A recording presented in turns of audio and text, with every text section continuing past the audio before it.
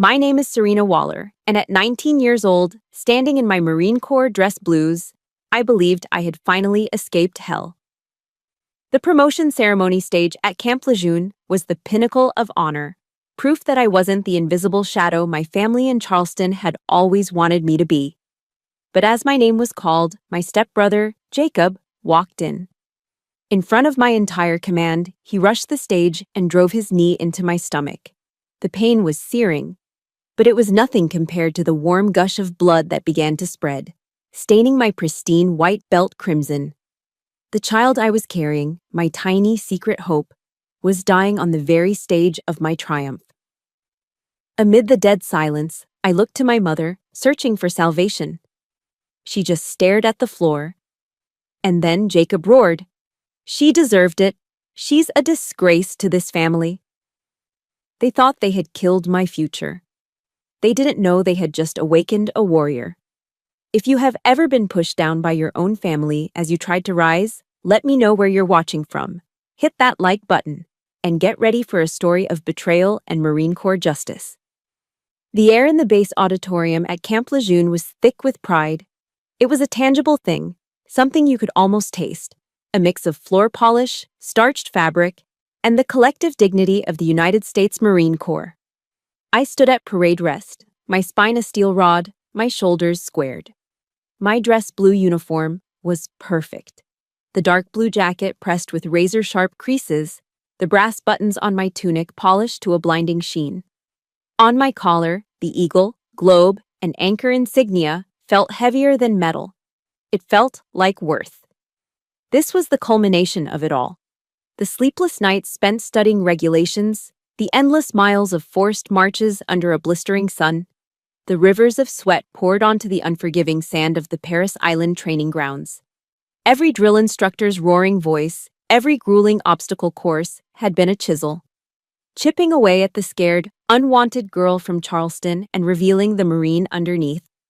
My stepfather, Harold, a retired Army colonel who saw the Marines as a lesser tribe, had always said I'd never make it.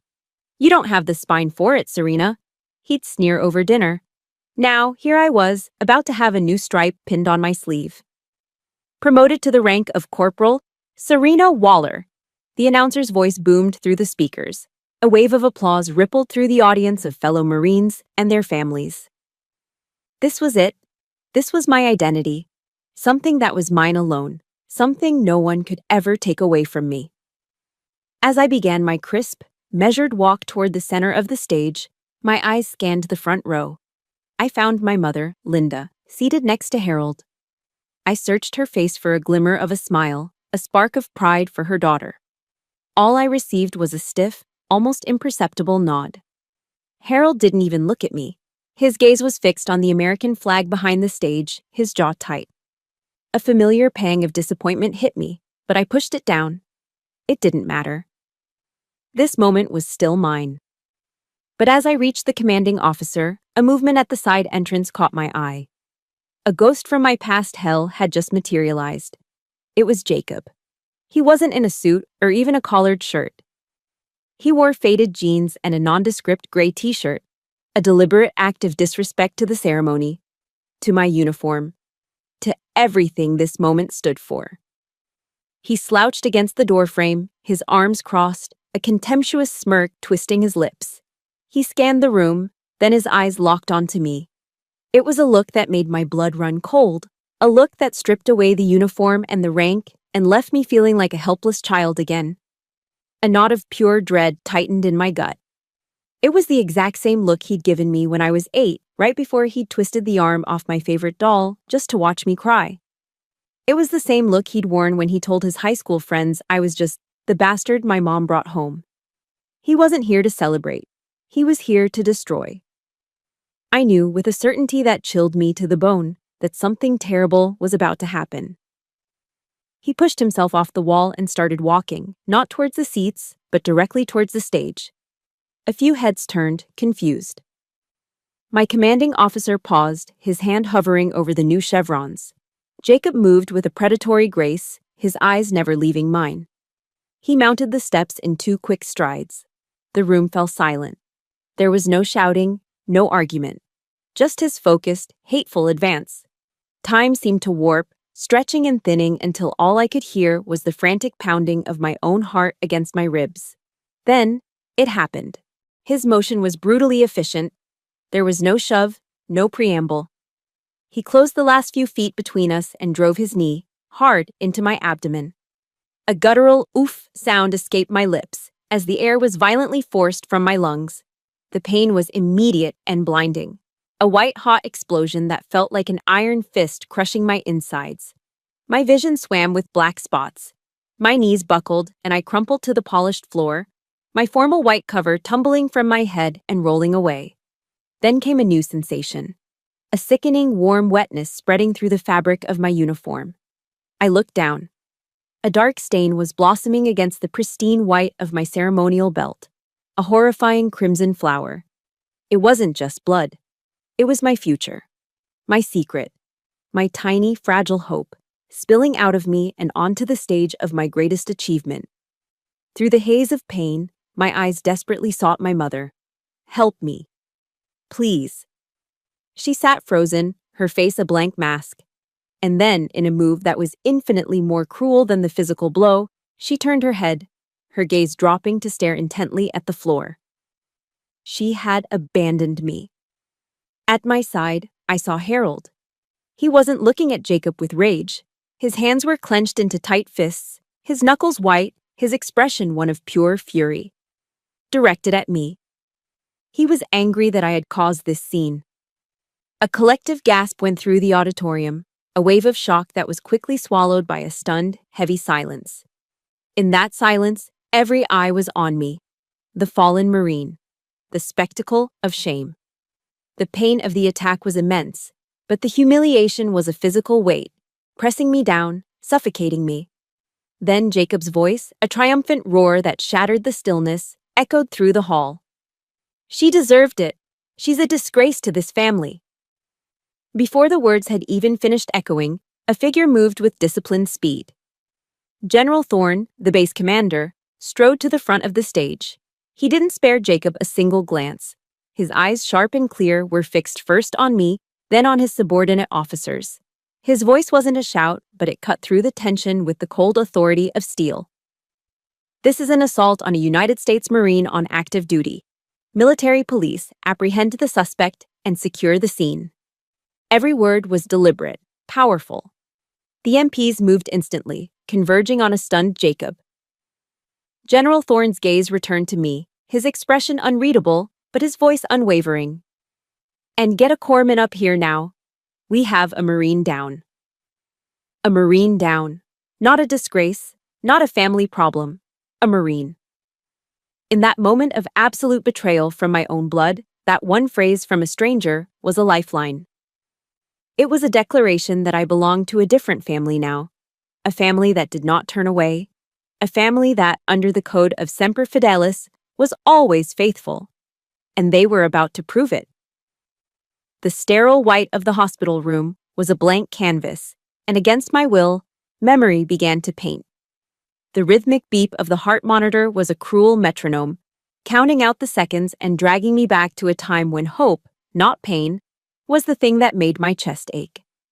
The attack on the stage hadn't just broken my body, it had shattered a lock on a room in my mind I had tried so hard to keep sealed. A room filled with the ghosts of every humiliation that had led me there. The most vivid ghost was from my high school graduation day. I had been named valedictorian, the #1 student in a class of over 400.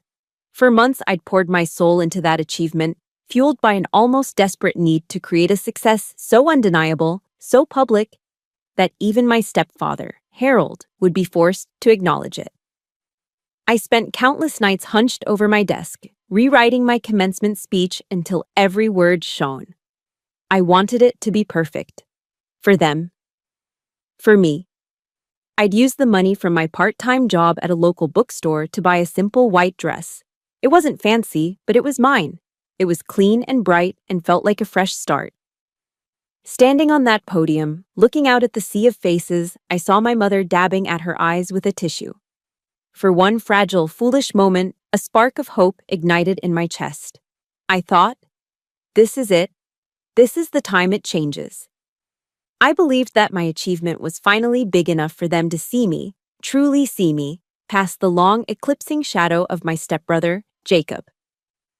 That hope lasted for the duration of the car ride home. When we pulled into the driveway, I saw the party was already in full swing in our backyard. But something was wrong. The balloons tied to the deck railing weren't the school colors of blue and gold. They were green and silver, the colors of Jacob's varsity football team.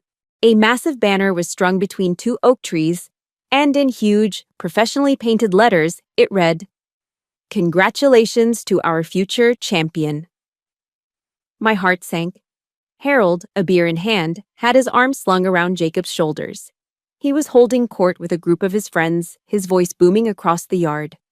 "Full ride scholarship, I'm telling you. The scouts are already calling. My boy is going to be a star." All the attention, all the energy, all the pride in the yard was a vortex swirling around Jacob. And me? The valedictorian? My mother gently took the folder with my speech from my hands, set it on a side table, and then pressed a heavy plastic tray into them. "Serena, honey, could you take some drinks around? The guests are getting thirsty." Just like that, in my simple white dress of hope, I was demoted from the guest of honor to the catering staff at my own graduation party. As I navigated the crowded lawn with a tray of sweating glasses of fruit punch, the cloying, sweet smell suddenly transported me to another time, another party, another, far worse, humiliation. The memory hit me with the force of a physical blow. It was Thanksgiving, 2 years earlier. The whole extended family was there. The dining room table was gleaming, laden with the classic American feast: a golden brown turkey, stuffing, mashed potatoes, and the deep, rich red of my mother's famous cranberry sauce.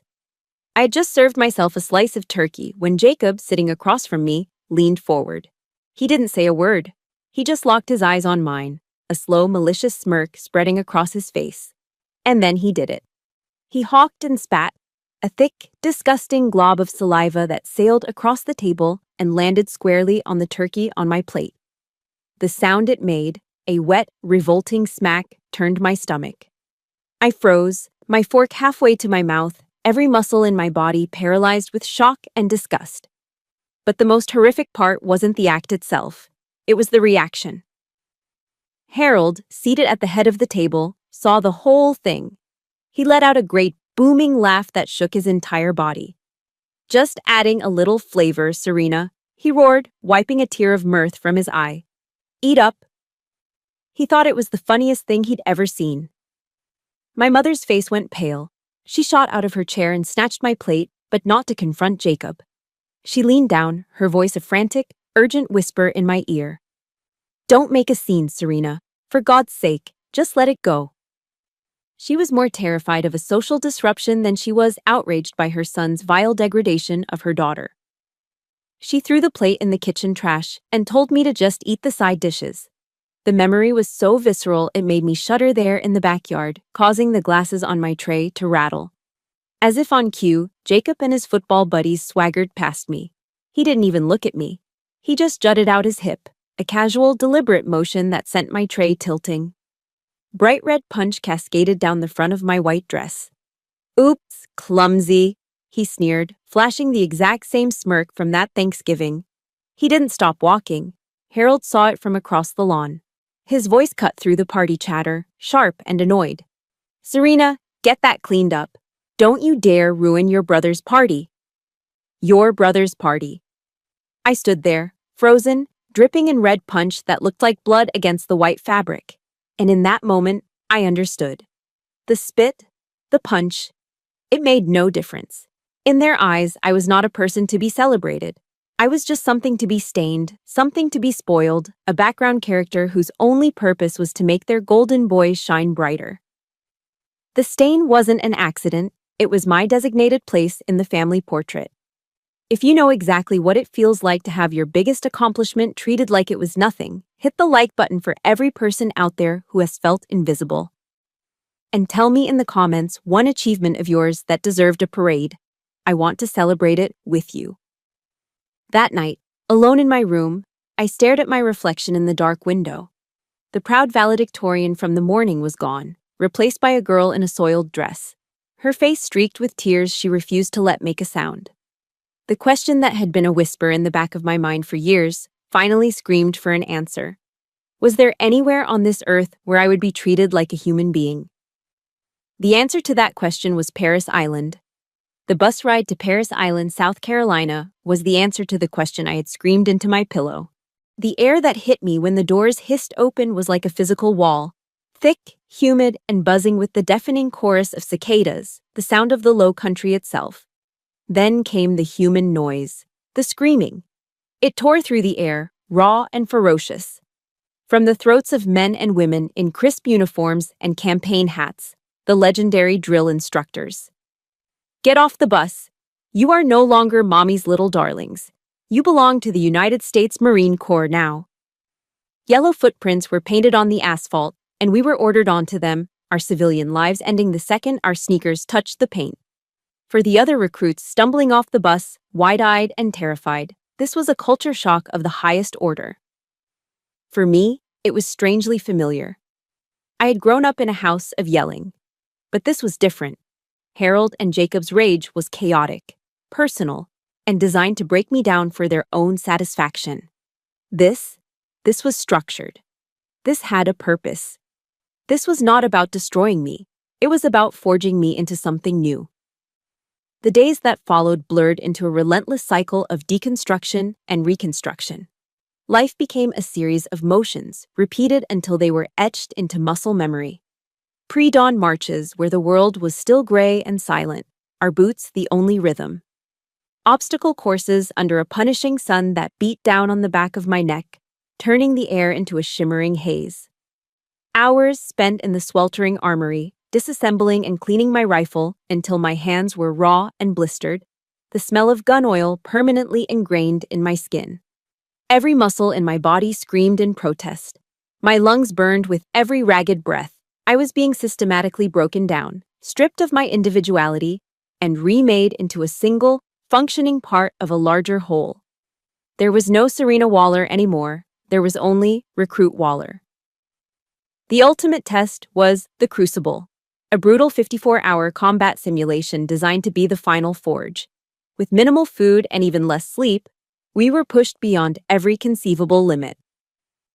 On the second night, during a long, forced march through a swampy trail, my body finally gave out.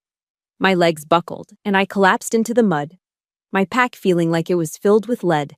I couldn't move, I couldn't breathe, I was done. As I lay there, ready to quit, two images flashed in my mind's eye with startling clarity.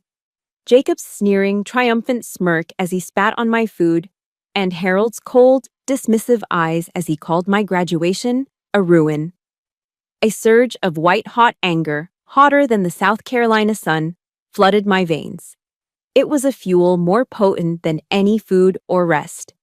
The pain from my family was a deeper, more familiar wound than the pain in my muscles. I knew that pain. I had lived with it my whole life. This physical agony was temporary. The agony of returning to Charleston a failure would be eternal. I clenched my jaw, tasting mud and grit, and forced myself back to my feet. I hefted my pack, squared my shoulders, and kept marching. The past I was running from had just become the engine that propelled me forward. But escaping the ghosts of my family was one thing. Escaping the need for them was another. The most sacred ritual at Paris Island was mail call.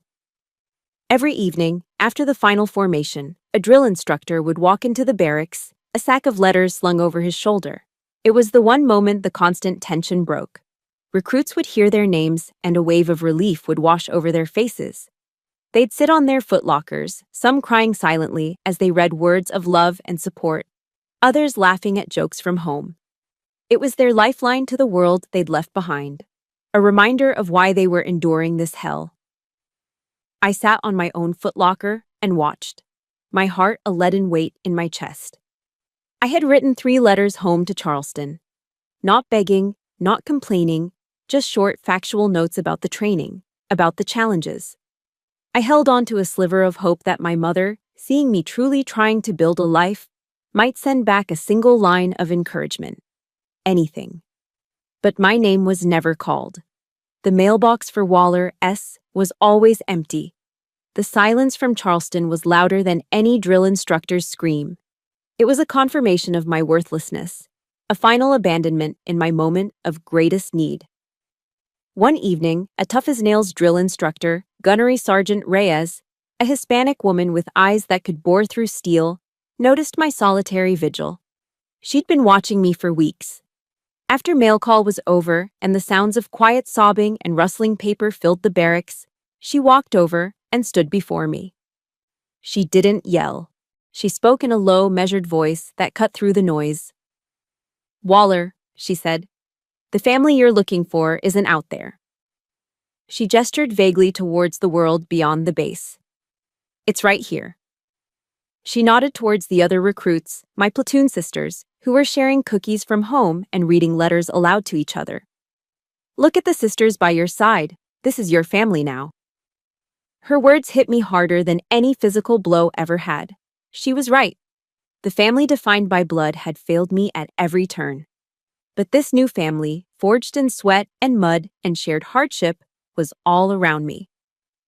The moment of truth came after we completed the crucible. We stood on the parade deck, exhausted, filthy, but standing tall. One by one, our drill instructors, the same people who had screamed us into dust for weeks, now approached us with a look of profound respect.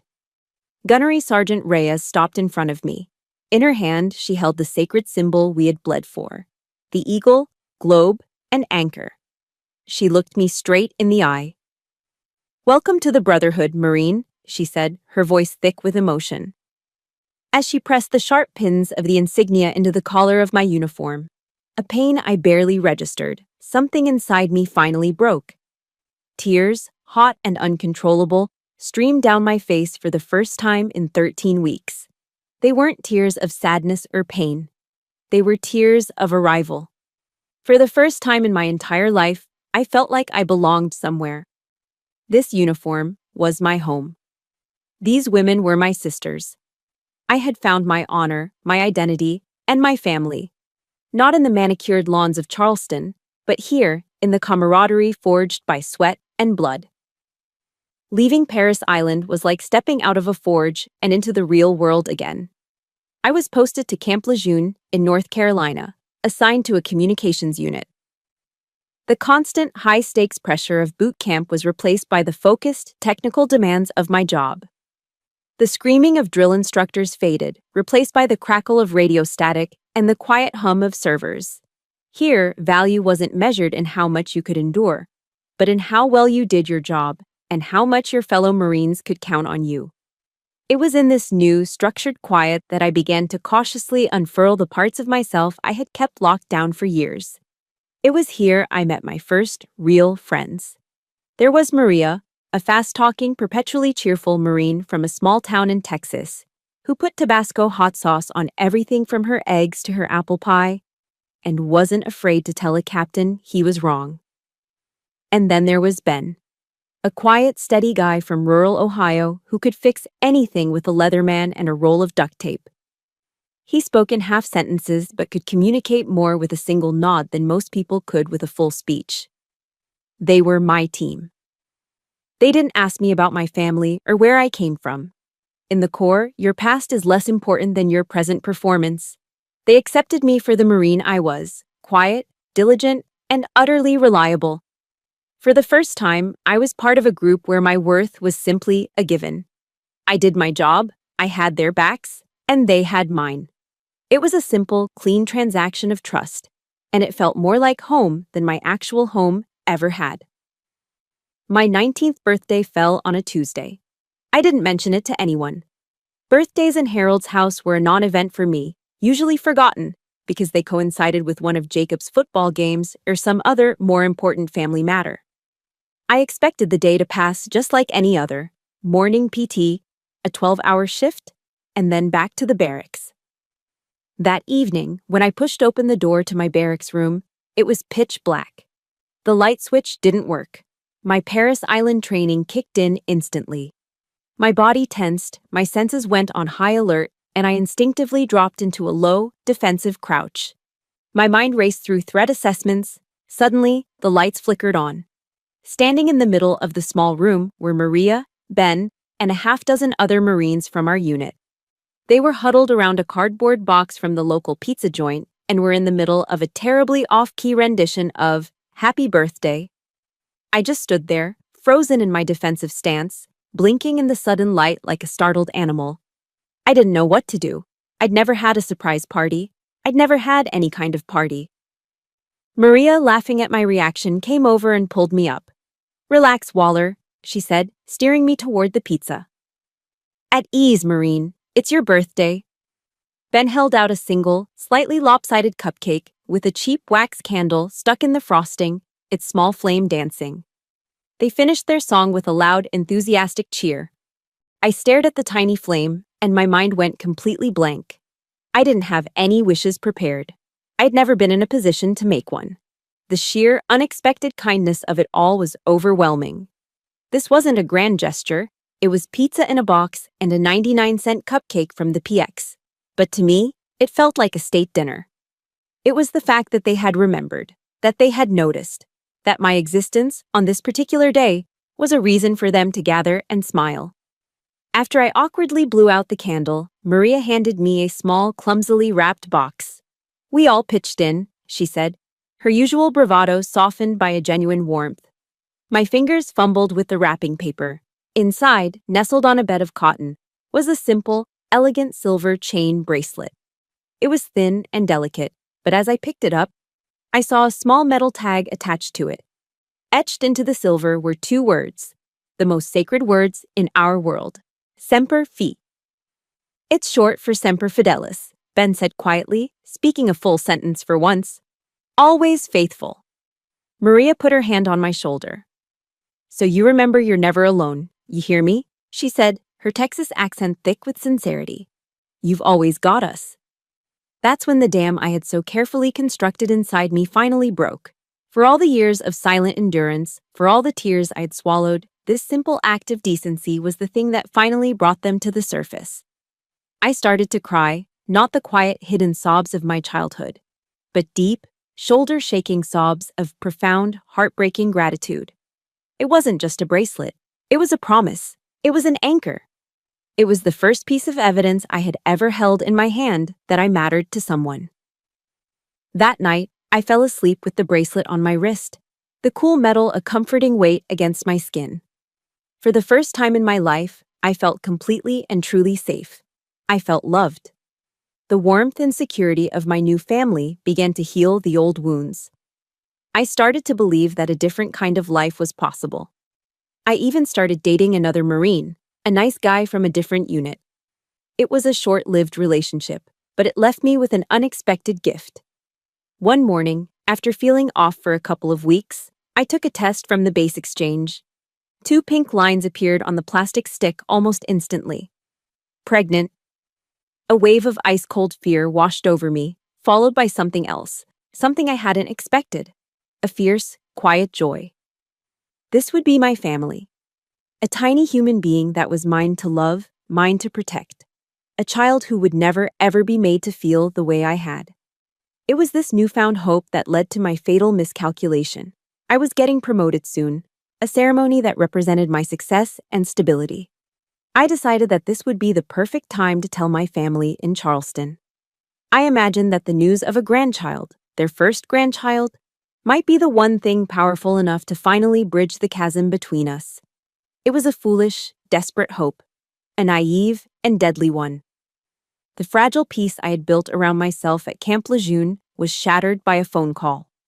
I had sent a letter to Charleston, a simple, formal invitation to my promotion ceremony. I didn't mention the pregnancy. I wanted to tell them that news in person, holding on to the naive hope that seeing my success, my uniform, and then hearing about their future grandchild all at once might somehow melt the years of ice. My mother called a few days later. Her number flashing on my screen gave me a jolt, a mix of childish hope and conditioned dread. I answered, my voice brighter than I felt. "Hi, Mom." There was no warmth in her reply. "Serena, I got your invitation." A pause. "Your stepfather and I were talking.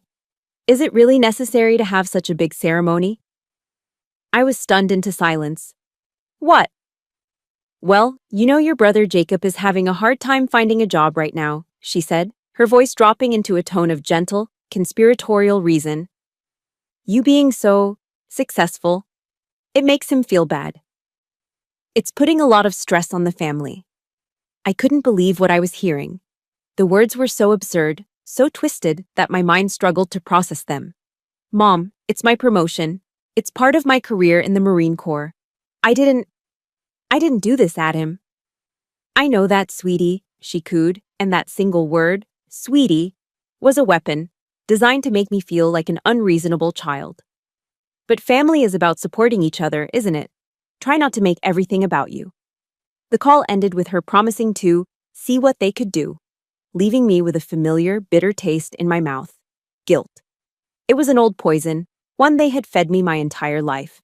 I was the selfish one. I was the difficult one. I was the source of the family's problems.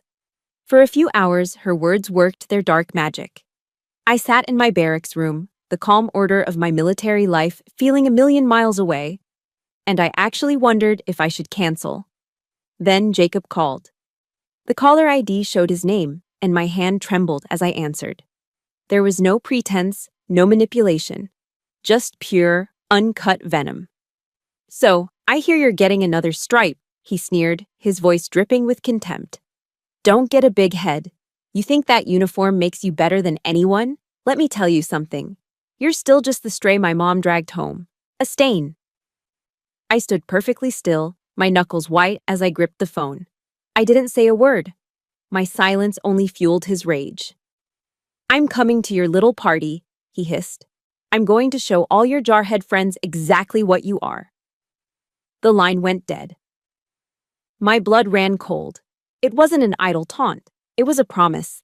An icy finger of real fear traced its way down my spine. The final call came from Harold.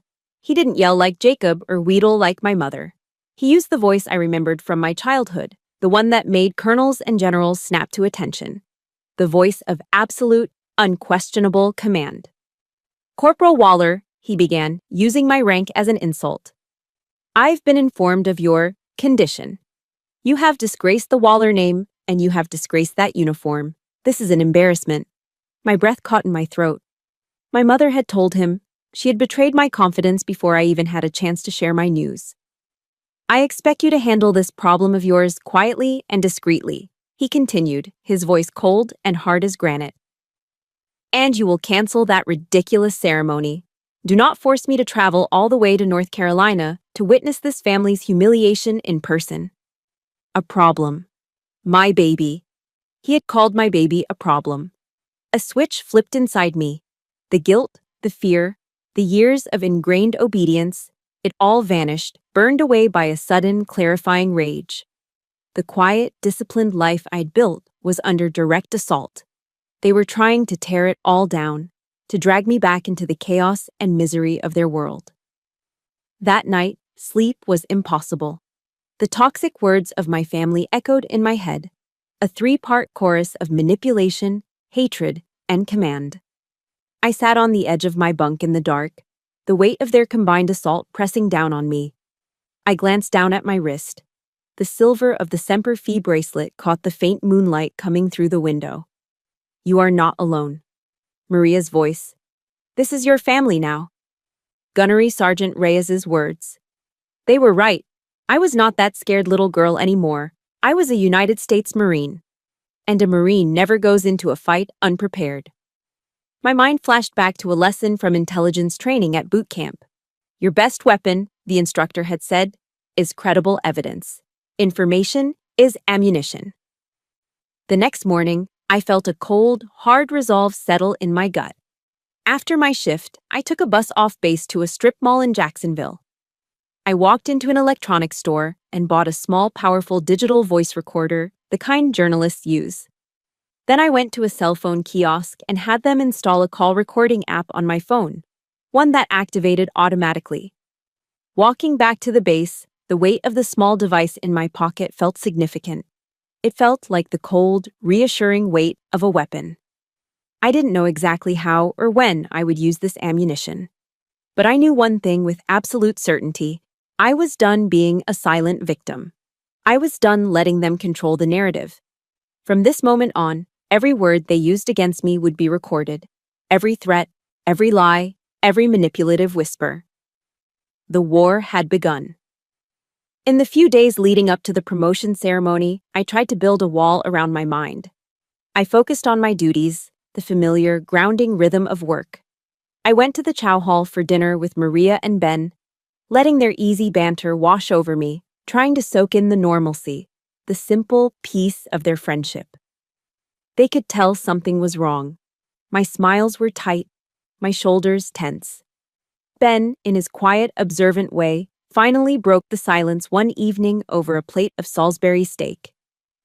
"Everything okay, Waller?" he asked, his eyes full of a concern that was all the more powerful for its rarity. I forced a shrug, pushing mashed potatoes around my plate. "Just family stuff," I mumbled, the words feeling heavy and inadequate. Maria reached across the table and squeezed my hand, her grip firm and reassuring. "Hey," she said, her usual boisterous energy softening. "You remember what we told you? We're your family here. You got us." Her words were a small shield, a momentary reprieve from the anxiety that was coiling in my gut.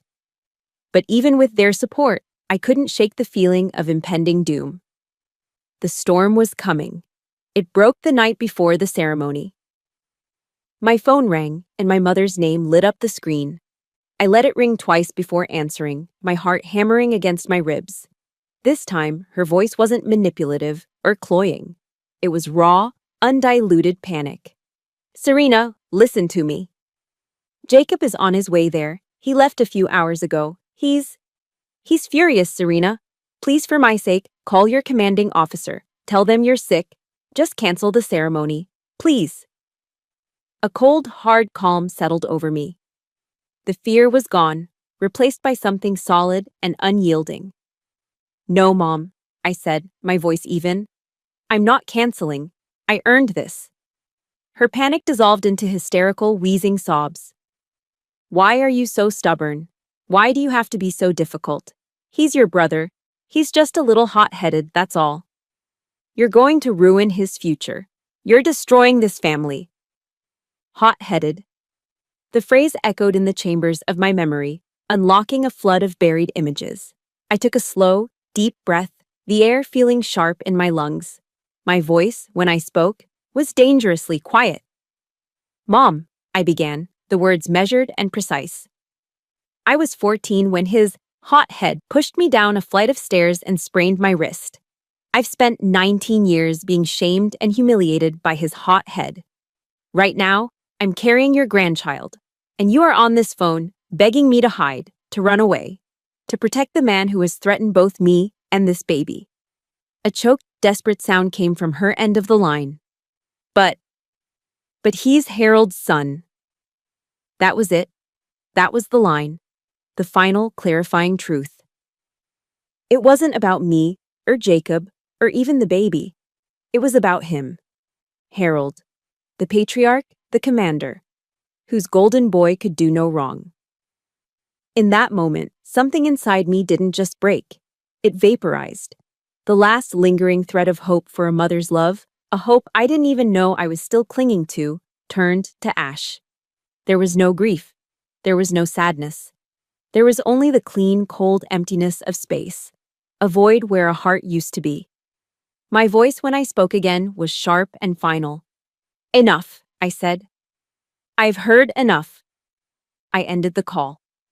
The silence that followed was absolute. I walked into the small bathroom, my movements stiff and robotic, and flicked on the light. I stared at my reflection in the mirror over the sink. I expected to see a scared, tear-streaked girl on the verge of collapse. But that's not who was looking back at me. The woman in the mirror had eyes that were not afraid. They were cold, hard, and blazing with a fire I had never seen before. Her jaw was set, her back was straight. I wasn't looking at Serena Waller, the victim. I was looking at Corporal Waller, United States Marine. And in that instant, I realized the fatal miscalculation they had all made. For years, they had treated me like prey, like a timid sheep to be herded and tormented for their amusement. They had cornered me, pushed me, and threatened me, thinking I would eventually just lie down and break. They never realized they weren't cornering a sheep. They had just backed a wolf into a corner. If you have ever had a moment in your life where you finally said, "Enough is enough," hit that like button to stand with everyone who found their strength. And if you believe I made the right choice, comment with a simple warrior below. I want to know you're with me. My hand reached for my phone, steady and sure. There was no hesitation, no second guessing. I scrolled through my contacts, bypassing Maria and Ben, bypassing everyone in my chain of command. I went straight to the top. I found the number for the office of the commanding general of the base, General Thorne. I knew it was an incredible breach of protocol, a leap over a dozen ranks. But this was an extraordinary situation. This was no longer a family squabble. This was a direct threat against a Marine on his base. I wasn't going to wait to be a casualty. I was reporting an imminent threat. The battle was coming, but it would be fought on my terms. The call from General Thorne's office came the morning of the ceremony. It was delivered by a stern-faced gunnery sergeant, and it was a summons, not an invitation. My heart hammered against my ribs. I had broken the chain of command in the most dramatic way possible. I had leaped over captains, majors, and colonels to get to the top.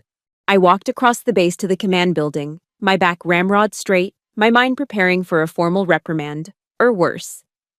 General Thorne's office was exactly as you'd imagine, large and imposing, the walls adorned with commendations, ceremonial swords, and the proud flags of the United States and the Marine Corps. He wasn't sitting behind his massive mahogany desk. He was standing by the window, looking out over the parade grounds. He turned as I entered, and his expression wasn't angry. It was serious, unreadable. He gestured to one of the leather chairs in front of his desk. "Sit down, Corporal." I sat, my hands clasped tightly in my lap to keep them from shaking.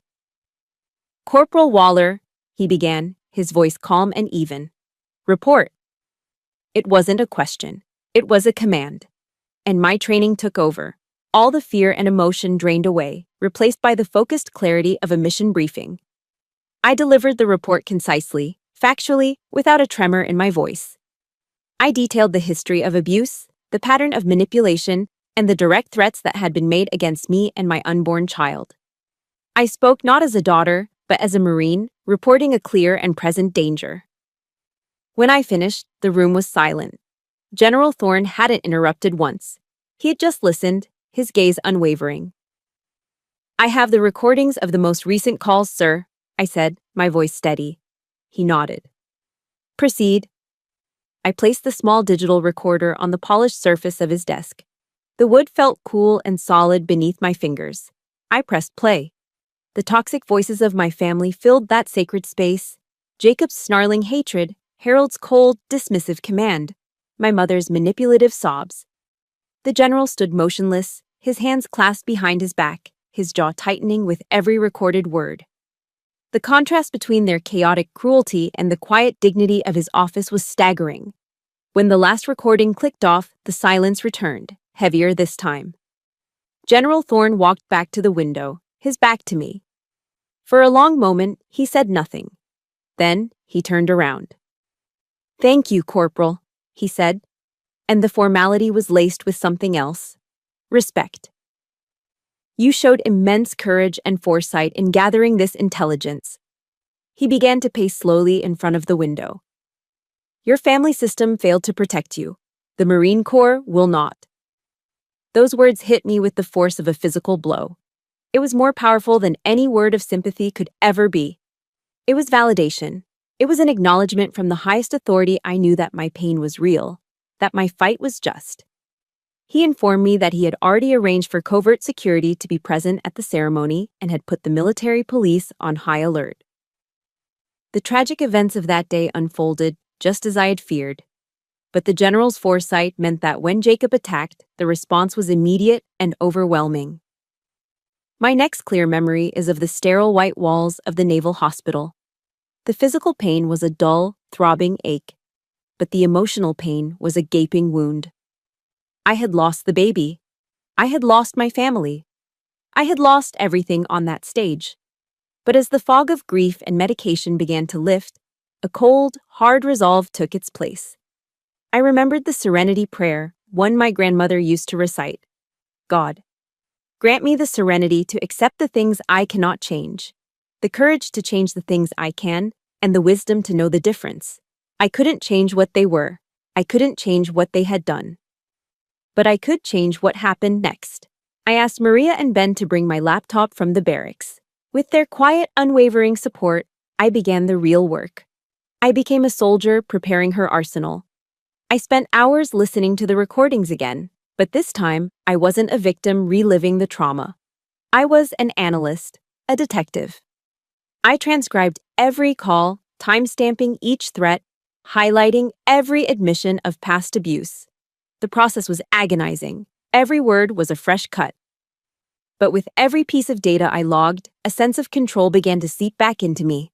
I was no longer drowning in the chaos of their abuse. I was mapping it, defining it, turning it into a weapon. I wrote a detailed, chronological statement documenting every incident I could remember, from the broken doll to the spit on my Thanksgiving plate to the stolen graduation party. I transformed the messy, chaotic pain of my past into a structured, orderly case file. My grief was the fuel, but discipline was the engine. A few days later, General Thorne came to visit me in the hospital. He wasn't alone. With him was a woman in the crisp uniform of a Marine captain. Her collar bore the insignia of the Judge Advocate General's Corps, the JAG. She was sharp, with intelligent eyes and an air of confidence that was both calming and formidable. "Corporal Waller," the general said, "this is Captain Jessica Morales. She's one of our finest prosecutors." He paused, then added, "She requested to take your case personally." Captain Morales stepped forward and offered a small, knowing smile. It wasn't a smile of pity, it was a smile of understanding. "Serena," she said, dropping the formalities and making it clear this was more than just a case, "I've been where you are. My family didn't believe me either." She looked me straight in the eye, and in her gaze I saw a reflection of my own fire.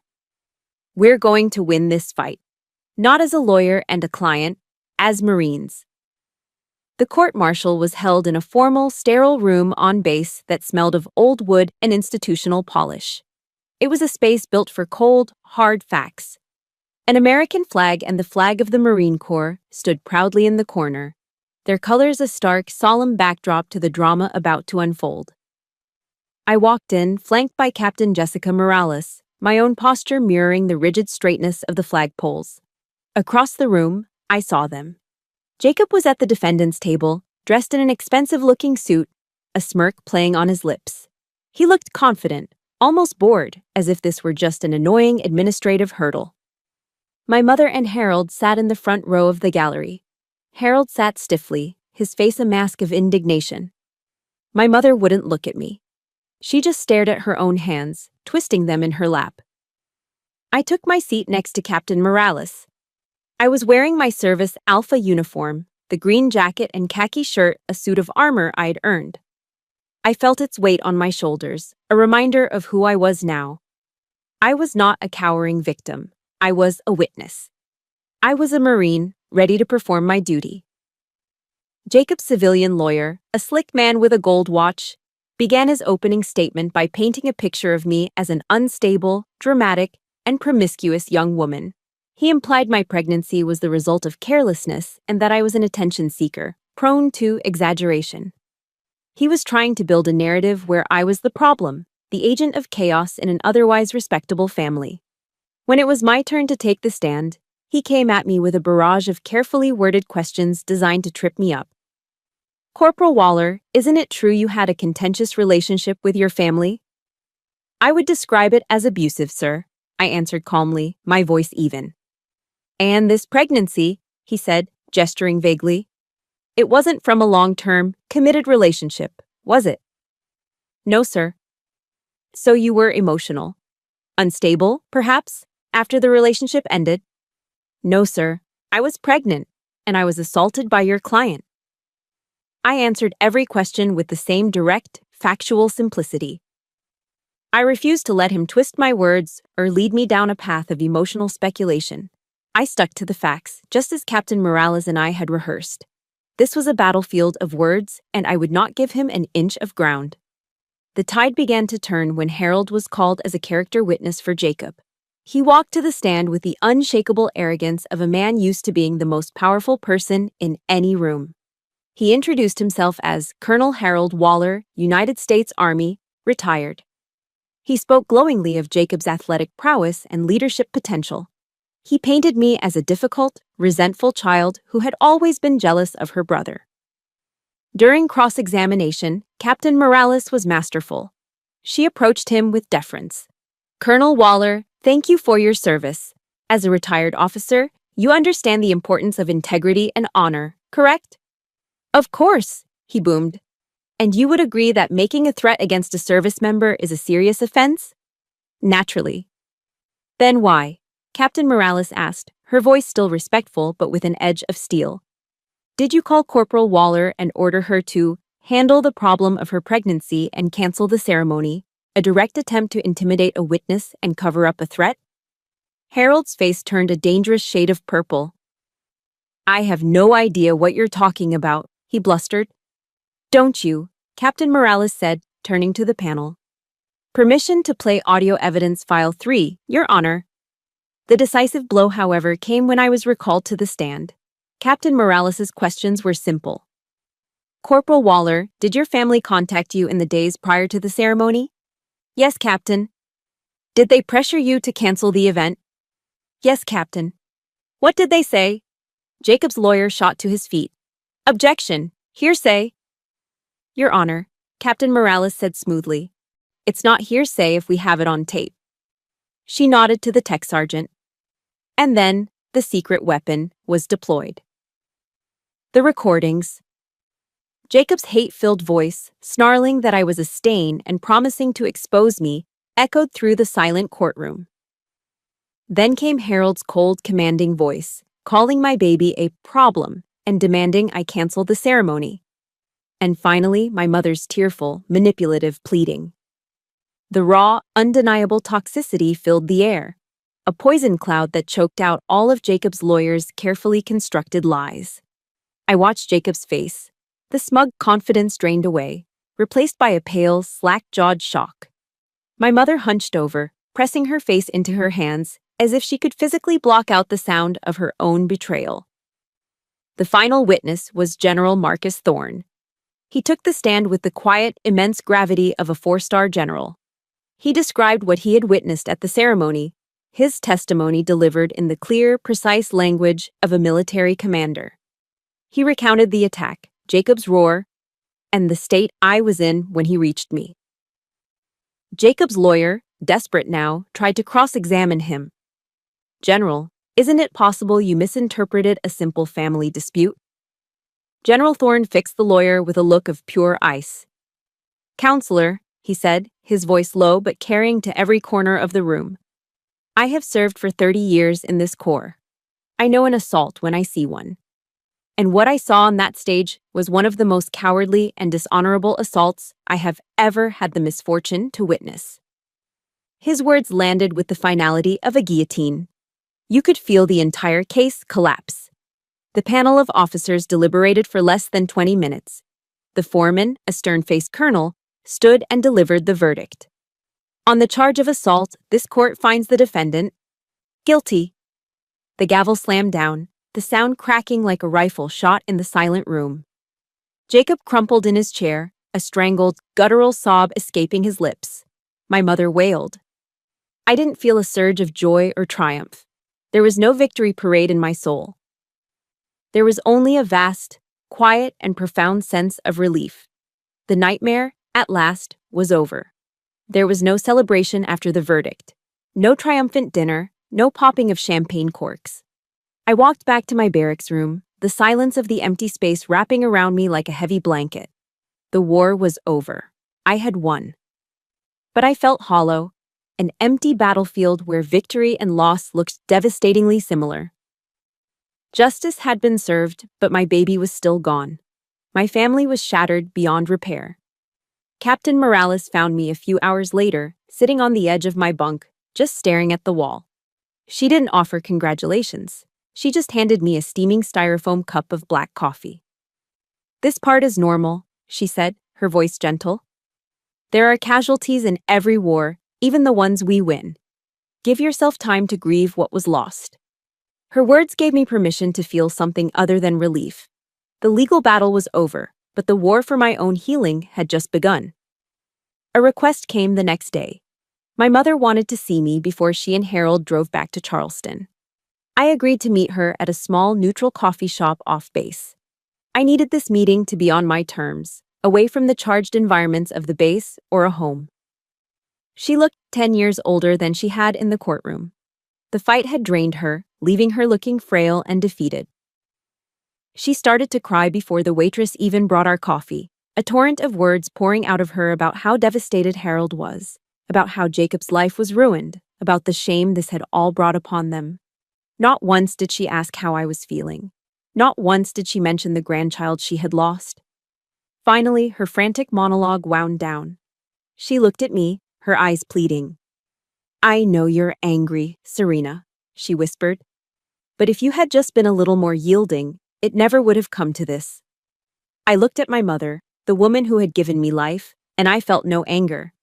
The fire of my rage had burned out, leaving behind only the cold ashes of a profound and infinite sadness. It was the sadness of accepting a final, unchangeable truth. She would never understand. She was a permanent resident of their world, a world where Harold's pride was the son, and Jacob was the heir apparent. "Mom," I said, my voice soft but firm, devoid of accusation, "I've been yielding my entire life." I reached across the table and placed my hand over hers. Her skin felt like paper. "I love you. I think I always will. But I can't live in their shadow anymore. I can't." That was the goodbye. The final boundary drawn not in anger, but in the quiet sorrow of self-preservation. I never saw Harold again. I didn't need to. Instead, I wrote him a letter. It wasn't long, and it contained no blame. I simply wrote the truth. "Sir," I began, using the title he valued above all else. "You taught me that honor is everything to a soldier. I have tried to live by that creed. I chose to tell the truth, as difficult as it was, because it was the honorable thing to do. I hope that one day you'll understand that honor isn't found in hiding a wrong, but in facing it." I sealed the envelope and mailed it from the base post office. I didn't expect a reply, and I never got one. It wasn't for him. It was for me. It was the final act of closing a door, my own declaration that I was reclaiming the definition of honor for myself. It was the last verse of a poem I'd found and held onto, a lifeline in the dark, Invictus. I am the master of my fate. I am the captain of my soul. My final meeting was with General Thorne. I stood before his desk once more, but this time it was to submit my request for an honorable discharge. He reviewed the paperwork, his expression unreadable. Then he looked up at me, his eyes filled with a deep, paternal understanding. "You have served this corps with distinction, Waller," he said, his voice quiet but firm, "on and off the battlefield. The Marine Corps gave me my strength, and it gave me justice, sir," I replied, my voice steady. "Now I need to find my peace." He nodded slowly. "Go find it, Marine," he said, the words both a release and a blessing. "You've earned it." Walking out of his office and into the bright North Carolina sun, I didn't feel like I was quitting. This wasn't a retreat. It was a conscious choice. For the first time, I wasn't running from a painful past. I was walking toward an unknown future. A future that wouldn't be defined by a uniform, or by a family's expectations, or by the ghosts of what I had lost. It would be a future I would build myself, one quiet day at a time. I moved to Arlington, Virginia. It felt right, being close to the heart of the nation I had served. I rented a small apartment with a balcony that overlooked a quiet, tree-lined street. The peace was a stark contrast to the rigid order of the barracks and the suffocating tension of my childhood home. It was a blank slate. My mornings began with a run. Not the forced, grueling marches of Paris Island, but a quiet, solitary jog through the dew-kissed parks of a city waking up. I ran not because I was ordered to, but because I loved the feeling of the cool air on my face, the steady rhythm of my own feet on the pavement. I was reclaiming my body, not as a weapon, but as my own. I found a profound peace in simple, daily routines. The rich aroma of brewing coffee, the quiet rustle of pages in a book, the silent respect of visiting the city's monuments. One crisp autumn afternoon, I took the metro to Arlington National Cemetery. I walked for hours among the endless, uniform rows of white headstones, each one a testament to a life of service and sacrifice. The scale of it was humbling. Standing there, surrounded by the quiet dignity of the nation's heroes, I felt a sense of honor that was purer and deeper than any I had known before. I wasn't there as a Marine. I was there as a citizen, a survivor, paying my respects. I found a quiet, sun-dappled patch of grass, and I placed a single white rose upon it. It was a silent, private farewell to the child I never got to meet, a final acknowledgement of a life that was, however brief, a part of my own story. Captain Morales had given me a parting gift before she was reassigned, a phone number for an organization called The Mission Continues, a nonprofit that helps veterans find new purpose through community service. On a whim, I called. I started volunteering, just doing administrative work, filing papers, and answering phones in their DC office. I didn't talk about my past, I just wanted to be useful. The office ran a support group for female veterans who had experienced trauma. I sat in on a few meetings, just listening from the back of the room. I heard stories of combat, of loss, of struggles to readjust to civilian life. I heard echoes of my own pain in their voices. One evening, the group facilitator, a kind-eyed former Air Force captain, looked at me. "Serena," she said gently, "would you like to share?" My heart hammered in my chest. But looking at the faces of the women around me, I saw not judgment, but a deep, shared understanding. For the first time, I told my story. The words came out haltingly at first, my throat tight with unshed tears. But as I spoke, I saw the women nodding. I saw tears of empathy in their eyes. And in that moment, I realized my story had a power I never knew. It wasn't just my pain anymore. It was a mirror, reflecting their own struggles back at them, showing them they weren't alone. It was proof that survival was possible. It was proof that winning was possible. My small role as a volunteer slowly grew. I became a peer mentor, then a group leader. I found that the greatest healing came not from forgetting my past, but from using it as a bridge to connect with others.